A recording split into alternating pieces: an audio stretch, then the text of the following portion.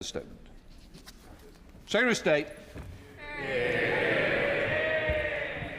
Mr. Speaker, with permission and with thanks to you for allowing me to do so at this late hour, I wish to make a statement to update the House on today's US operation and on yesterday's Coalition of the Willing summit in Paris. Today, the US conducted a military operation to intercept the motor vessel Bella 1 in the North Atlantic on its way to Russia. The UK, at the request of the US, supported this operation as part of global efforts to crack down on sanctions busting and shadow shipping activity. The Bella 1 was falsely flagged. It was falsely flagged and subject to US counter-Iran sanctions. The vessel refused to comply with the US's exercise of its sanctions jurisdiction on the 20th of December, after which the US Coast Guard vessel Monroe pursued the ship across the Atlantic. This is a sanctioned, stateless vessel which carries a long history of nefarious activity and shares close links with both Iran and Russia. Following a request from the US, I authorised the use of UK bases and the deployment of Royal Navy and RAF assets to support the operation, including airborne surveillance and the RFA ship Tide Force. This was a US operation. No UK personnel took part in the boarding. And I can update the House, Mr. Speaker, the operation is ongoing, but the Bella 1 is now under the control of US forces who demonstrated immense courage and professionalism in dangerous and deteriorating Atlantic Sea conditions.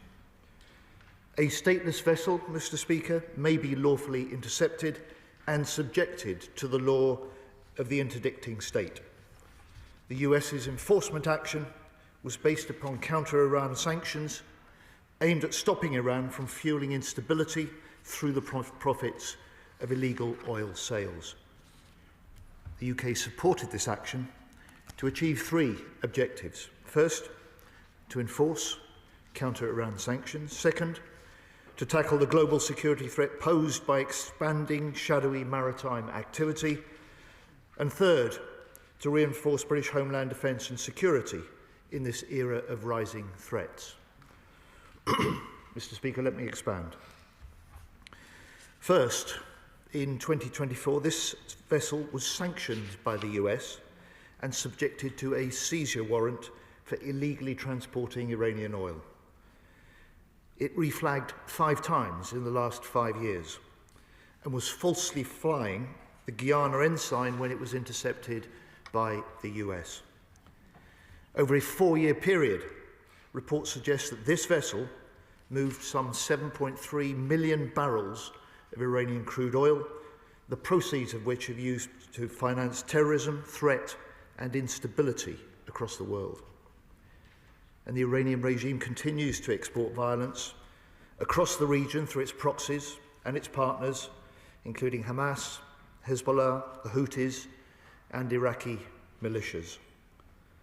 It maintains support for Russia by supplying Putin with weapons for his brutal invasion of Ukraine, including the Shahid mass drones and missiles which target and kill Ukrainian civilians.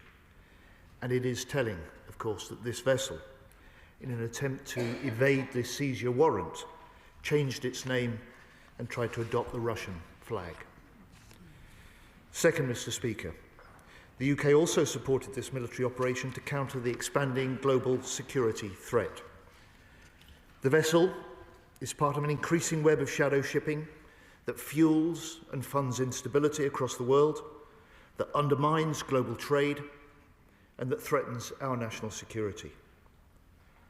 We know Russia operates a vast shadow fleet of its own to bankroll its illegal invasion of Ukraine. And last year, it's estimated that Russia sold $100 billion worth of sanctioned oil, money directly funding attacks on Ukrainian citizens, such as the onslaught during Christmas, involving 600 missiles and drones, which killed at least 3 people. We owe it to the Ukrainians to step up action on these shadow operations. And we are. This is why we're deterring, we're disrupting, we're degrading the Russian shadow fleet as a priority for this government.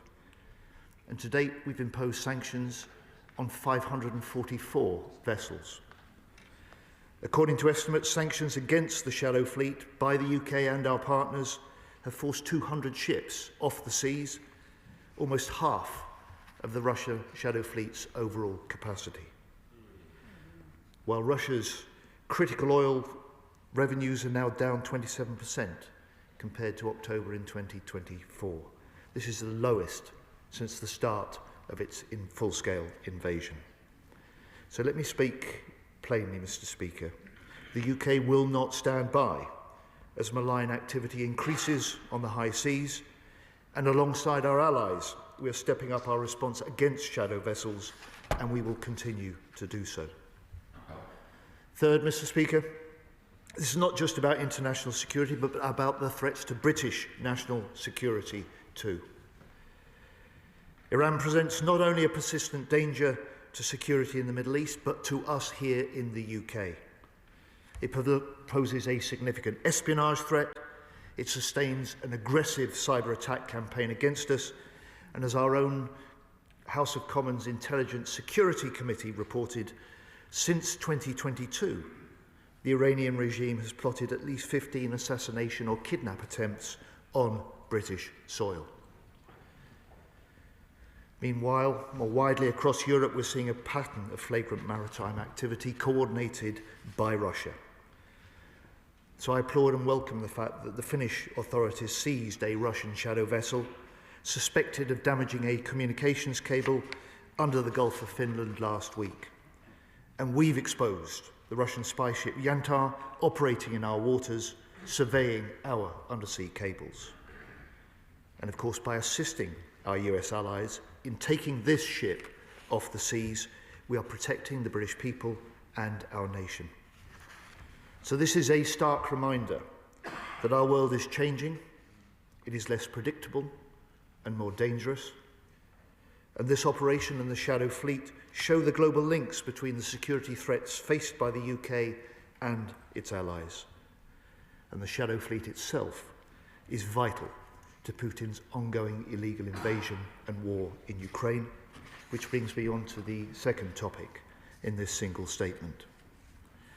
Because next month, we enter the 5th year of Putin's full-scale invasion of Ukraine.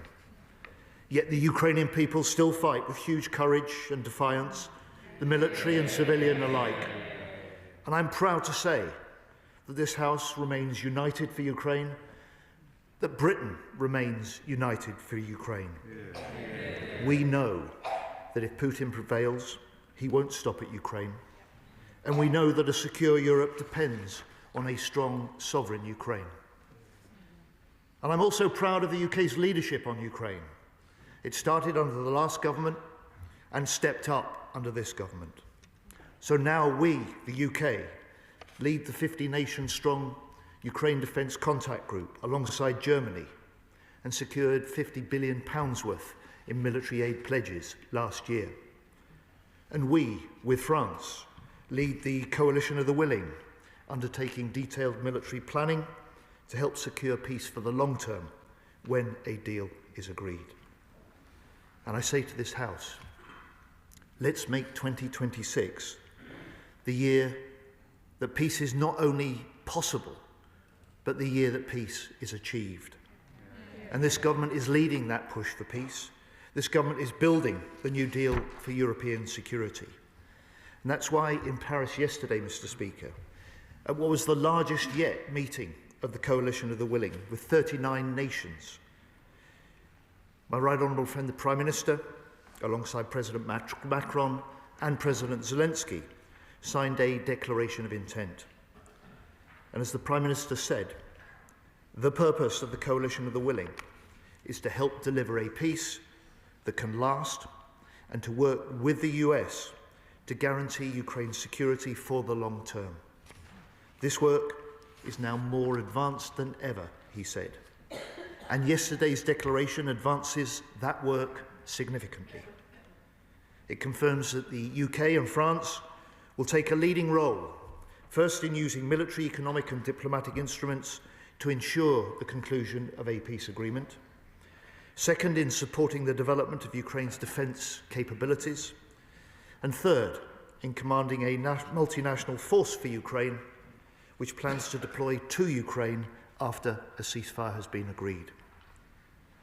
Mr. Speaker, the MFU plans to deploy units from nations in the Coalition of the Willing to carry out defence and deterrence operations in the air, on the land and at sea, to conduct training, planning, recovery and regeneration of Ukrainian forces. The UK and France will also create military hubs to support this work across the country and to build protected facilities within Ukraine for weapons and equipment. Mr. Speaker, as the Prime Minister said today, if there were a decision to deploy under this agreement that was signed yesterday, that matter will be brought to the House for debate beforehand and for a vote on that deployment. So yesterday, at this largest meeting of the Coalition of the Willing, we agreed further significant steps, including the signing of a joint declaration. We will also participate in US-led monitoring and verification of any ceasefire. We will support the long-term provision of armaments for Ukraine's defence, and we will continue to work with the US towards security guarantees to deter any further Russian aggression and to support Ukraine in the case of a future armed attack by Russia. In Paris yesterday, the US Special Envoy Witkoff described these commitments, and I quote, as strong as anyone has ever seen. And I will travel very soon to Kyiv to continue these discussions with Ukrainian political and military leaders. A secure Europe needs a strong Ukraine, but we can only get a peace deal if Putin is ready to make compromises. Over the Christmas period, he showed he is still not ready for peace. Hundreds of drones and missiles fired into Ukraine, Russian attacks continuing on the front line. So in 2026, we will continue with other nations to step up our military support still further. Our mission, both to support the fight today, as well as secure the peace tomorrow. And I say to the House in conclusion, our government will always act in the interests of national security. We're committed to countering the threats posed by our adversaries. We're committed to standing by our closest allies, and we are committed to keeping Britain secure at home and strong abroad. Yeah.